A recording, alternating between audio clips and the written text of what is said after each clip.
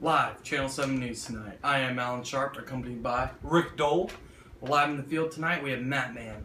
Now, let's get on to the first topic, the end of the Vietnam War. Ah, very interesting. Yes, I know. Everyone in the United States obviously hated it.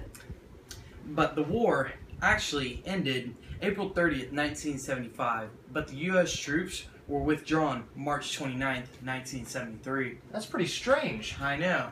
The whole reason the U.S. even entered the war was because of Eisenhower's policy of containment. Can you explain that a little more? The policy of containment was to prevent the domino theory that if one country fell to communism, all the surrounding ones would too.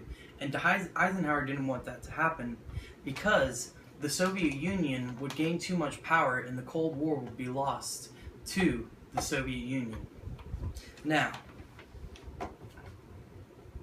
March 14th, 1973, the prisoners of war were released. It's pretty good. Yep, everyone was pretty excited. As you can see in this picture, as a troop returning home. Man, that little girl looks excited to see her dad.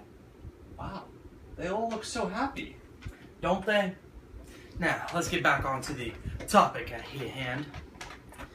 25% of the troops were draftees, which enraged the people of our country because we didn't want our 18-year-old children going out onto war threatening for their lives.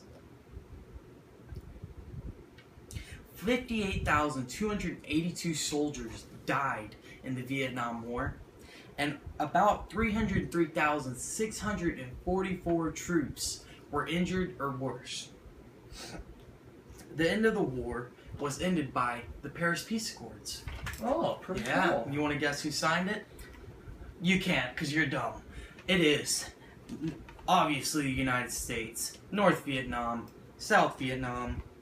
You want to guess the last one? Is it the Viet Cong? Exactly. Now, let's get on to the next topic. In other news, the fashion industry is erupting. Too bad we don't have any pictures of volcanoes up there, but what we do is one of the fashion styles right there. Oh, the sideburns right there. As you Boy, can see, it's look a at that sideburn. facial hairstyle. It is very commonly worn. What With is the sticking out of his mouth? I don't even know. Oh my god. with the disco look, if you could go on to the next picture. Oh, let's right get the there. disco. Oh! All right. Ooh.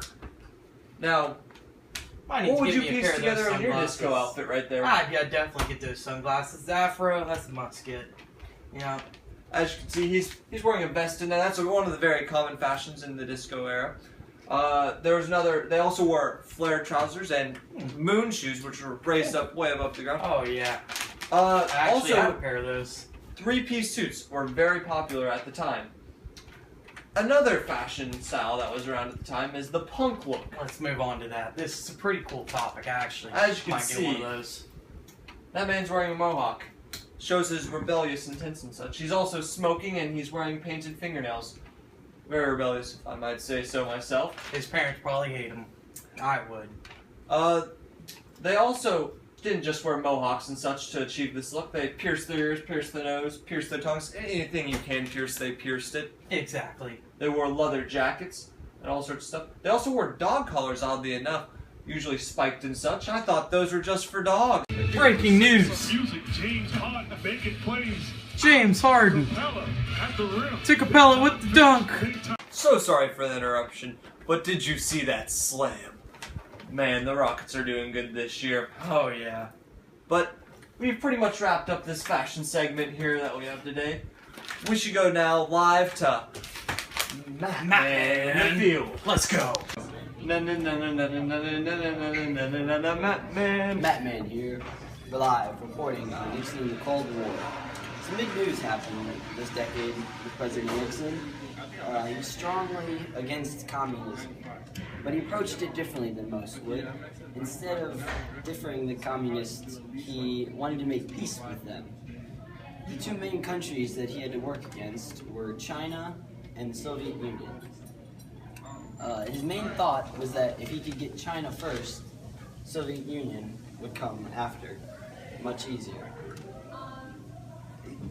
They wanted to improve relations with both countries, and to do this he started in 1971. He lowered restrictions on trade with China. In return, China let the American ping pong team come to China. This was a big deal, ending tension from over 20 years. This was the first time that U.S. president would be allowed over in China. The Soviet Union saw this new relation with China and the U.S. and in turn wanted to speak with America and make a pact with America. The U.S. president went over to Russia and was allowed to speak with the president there. All of these actions made peace with Nixon and other countries. This led to a time called the Detente, which was a time of relaxed tensions. Thanks, Matt, man, for that great live news report in the field. In other news, today there was an embargo placed on several countries, including Canada, Japan, Netherlands, UK, and the US, because of their involvement on the Yom Kippur War, or the Six-Day War, in other names. Oil prices have skyrocketed due to this. Oil was $3 a barrel, but now it's $12. As you can see here, Jesus. places just can't support this because the gas is too expensive. Gas stations are shutting down. All sorts of industries and businesses are shutting down just because of this. Yeah, I had to ride my bike today to work. It's hitting everyone really hard. I know. Had to take a shower at work here today, get changed. I was all sweaty and gross. It was awful. This oil embargo is no good because the rising need for oil in everyday life here in the U.S. Exactly. All this is just because of the Six-Day War. The nations were embargoed because they helped Israel during this war. The U.S. helped by supporting them and giving them guns and such. Let's pull up a live action map. Pretty much you can see Israel and Egypt and Saudi Arabia and all them attacked This is them. where the war is. This is where all the oil is. The good stuff. The stuff we want. That they're not giving us. And they need to give it to us. Because I want my goddamn oil. Because I'm tired of riding my bike to work. I want to drive my car. Sorry about that cut right there. We needed to calm Alan down here. He just gets way too into all that oil business. I'm good. Back to the story now. Hopefully, the U.S. can get the embargo lifted off them.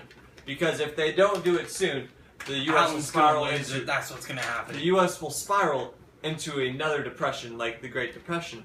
And I don't know if we'd be able to get back out of it. I've already cried for 3 nights straight. Now going live to the field with Matt Man again. Matt Man. Batman here, reporting live at another crime scene. This one is about President Jimmy Carter. In '76, in this decade, he campaigned for president. The big changes talked about by him to win the people over in the U.S. were about foreign policies. He wanted to infuse a new morality grounded. He wanted to infuse human rights. Here's a clip from him speaking earlier in this year on this topic. Because we are free, we can never be indifferent to the fate of freedom elsewhere. Our moral sense dedicates a clear-cut preference for those societies which share with us an abiding respect for individual human rights. Again, Carter thought that the Americans had a historical birthright to be associated with human rights. Carter promoted human rights in his speakings. He had many speeches this decade about all of such. He spoke in front of the United Nations General Assembly about it. He believed the new independent world needed a new American foreign policy, committing the human rights as a basis for foreign policies. He believed that all Americans should have the human rights that they deserve and were born with. Now we're here back live in the studios just to tell you our final goodbyes. Thank you for watching Channel 7 News. And we hope you have a spectacular night. Go Rockets. Matt Man. Matt Man.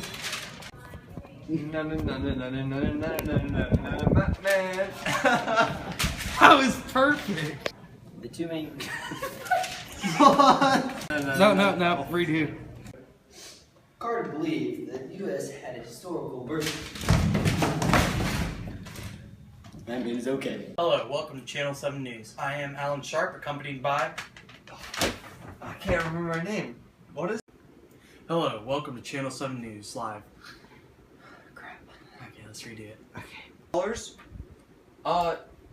Most dog collars look kind of like that with the spiked around, but they're more around the neck area. That's part of his jacket. I couldn't help it. No! I couldn't help Oh. Can you explain that a little more? The containment policy was to keep the domino effect Eisenhower created. That's wrong. He didn't Eisenhower create didn't the create domino the effect. He's trying to The prevent domino. just can't afford to buy the gas. It's just upsetting. Terrible. It is. I rode my bike here today to work. Because we are free, we can never be indifferent to the fate of freedom elsewhere. This looks so funny. Oh my god. Thanks for the live action report, Matt Man. In other news, today there was an oil embargo placed on many countries, including some notable countries here. Canada, Japan, Netherlands, UK, and the US. Wow. Just because of their involvement in the Yom Kippur War, Oh my otherwise known as the 6-Day War. Oh, well, don't do it. Why'd you go?